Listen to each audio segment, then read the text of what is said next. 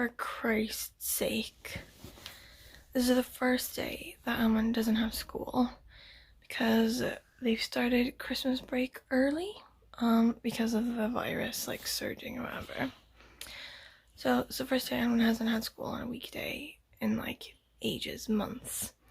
So I have to work this morning and I was like, oh, it's fine. It's a nightmare pulling Ammon out of bed in the morning. Like if she could sleep till like 9 a.m. she would do. So it's no problem. I'll just get out of bed as usual, leave her in bed, and this will be fine. I'll work for a bit, and then I'll get her some breakfast. Like, this will be fine.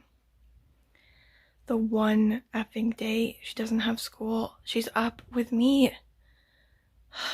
Well, how did it become morning time out there? Well, it's basically not morning. It's basically the middle of the night, as far as you're concerned. Why aren't you sleeping? And we're out of soy milk, so I can't have it in my coffee. This day, I can't even tell you. Actually, strike that. I just found a new one.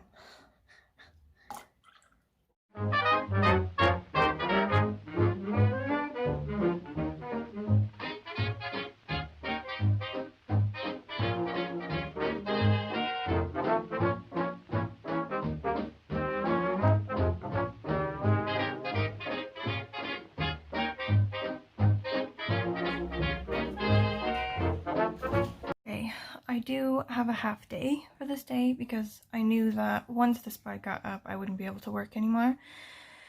So there's at least that. Like, it's midday now, so I'm done for the day and don't have to worry about this until tomorrow again. So Spud and I are gonna go get some brunch. Or lunch. Late brunch. Late brunch is just lunch, isn't it? I've got it. It's fine.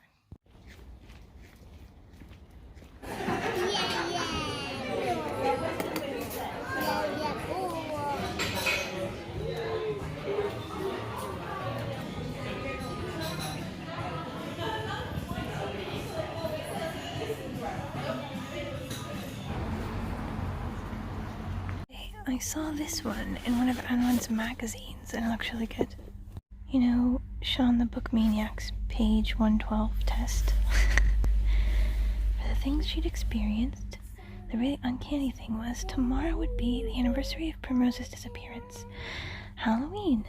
Evelyn had read Primrose's final diary entry on the final day of the year, or on the same day of the year that had been written.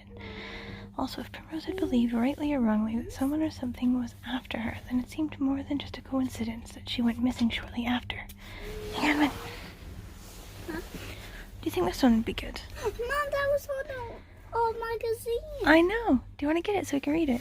So, the First Minister has just announced that there's going to be a huge Wales lockdown starting from the end of day on the 24th of December. So he has said that the schools will stay open, so that's a huge relief. But also, it's happening way earlier than I thought it would. Like, I thought we'd have at least December. So now I'm a bit bummed, and I say, fuck it, let's get hair dye. Okay, what color should we get? So there's purple up here. Is there red? Like these ones? And this one? There is red. Do you want red? Yeah, and also purple. We gotta just pick one.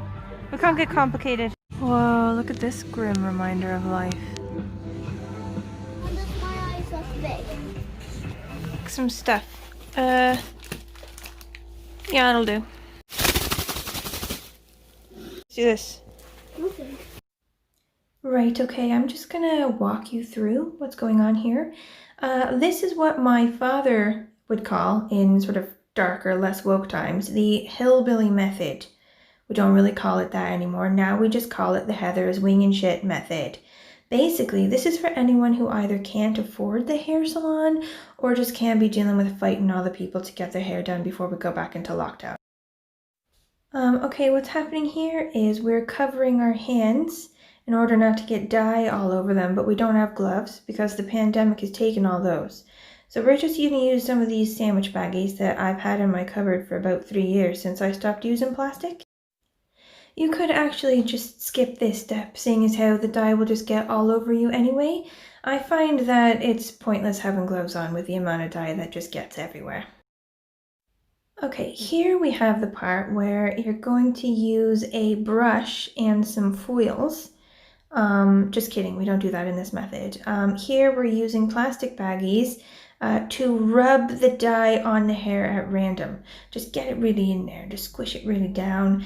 Make sure you get as much as possible. If you don't get it all, it doesn't matter because she's 5. What we're doing here is we're wrapping this hair up like it's a sandwich in several sandwich baggies. It's good to double or triple bag that shit, really. Okay, then tie that up in a hair tie that you'll later want to use, but will forget that it has pink dye all over it. And you're good to go. Right about now is when you're going to want to start to read the instructions. Some people think that you should do this at the very beginning of the hair dyeing process, but in the winging it method, we like to completely wing it, knowing nothing at the very beginning, and then only read the directions as a scan later on. Anything you've missed or messed up before reading the instructions is just all part of the process, really. Like, it was sort of meant to be that way. The plastic bag dress is also largely a pointless measure, as the dye will just get everywhere anyway. It's good to have a munchkin servant around while doing this, because that's going to need a wipe on the floor. So I'm just going to set Alma to doing that. Like, if you're doing this by yourself and you drop a glove like that, you're going to want to stop the process immediately and wipe that up because it stains.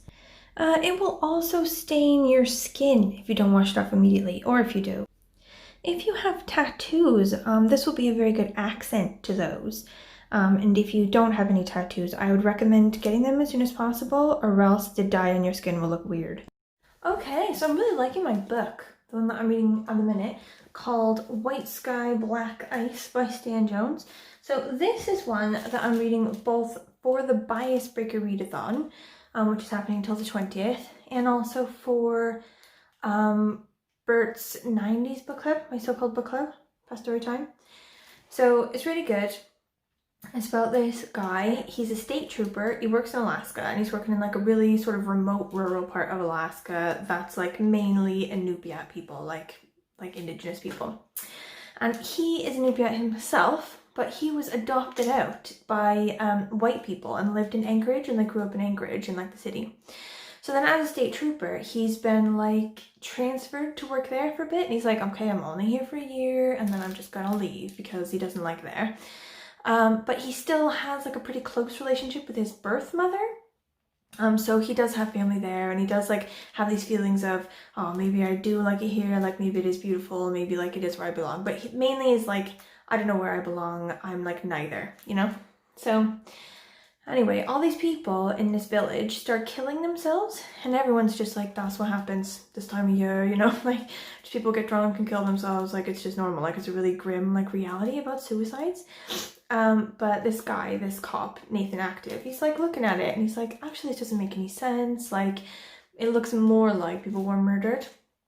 And like, I just really like all the characters that are in it and the writing, and like it's really interesting. Like, I'm pulled into the murder mystery here now.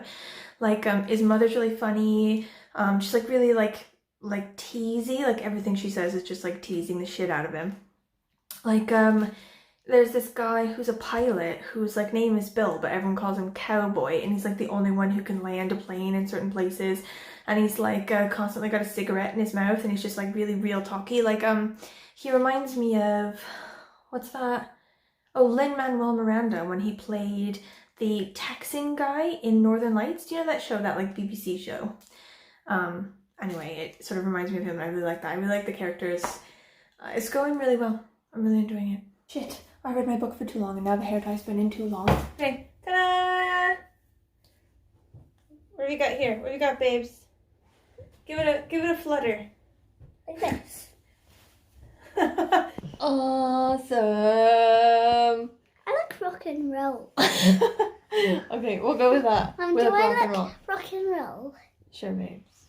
You don't look rock and roll. What do I look like? An old man sitting in the garden. An old man sitting in a garden? Drinking Pepsi. Oh, I reckon that's quite accurate. Hi!